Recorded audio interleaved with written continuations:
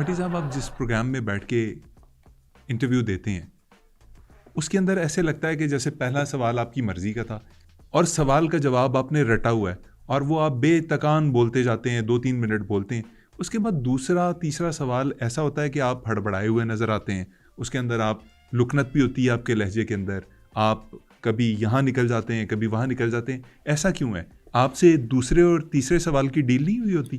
دیکھیں, جہاں تک آپ کی پہلے جواب کی بات ہے تو میں پہلا جواب لکھ کے اس لیے دیتا ہوں کیونکہ اس کے بعد جو 3-4 جوابات ہوتے ہیں لوگ ہو سکتا ہے کہ ڈریگ ہو کے بور ہو کے وہاں سے چلے جائیں, لیکن میں نہیں چاہتا کہ لوگ اس طرح جائیں. آپ جیسے لوگوں کو صحافت آسان لگ رہی ہوتی ہے لیکن آسان نہیں ہوتی. اب مجھے نہیں پتہ یہ آپ پالک کھا کے جو جیکٹ ہری والی پہن کے آ کے مجھے جو بھرم کرا رہے ہیں کہ آپ بھی ایک صحافی ہیں. بظاہر تو آپ اپنے آپ کو صحافی پینٹ کر رہے ہیں لیکن میری نظر میں تو آپ ایک ٹچے ہیں جس کی وقت کچھ بھی نہیں ہے. جہاں تک صحافت کی بات ہے تو صحافت کے لیے میں نے تکلیفیں جھیلی ہیں.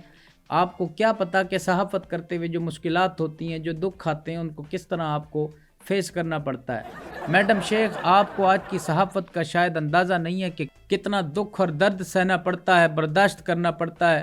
آپ کو شاید اندازہ تب ہو دکھ درد کا جب زپ بند کرتے ہوئے آپ کی انگلی اس میں آ جائے اور آپ پین سے کر رہے ہیں, درد سے کر رہے ہیں. آپ کو تب اندازہ ہوگا کہ صحافت کیا چیز ہوتی ہے. زپ میں انگلی, یہ کیا بات ہوئی؟ زپ میں انگلی کب آتی ہے؟ اس سے پہلے آپ جملے پہ بیپ لگا دیتے, میں نے انگلی لگا دی.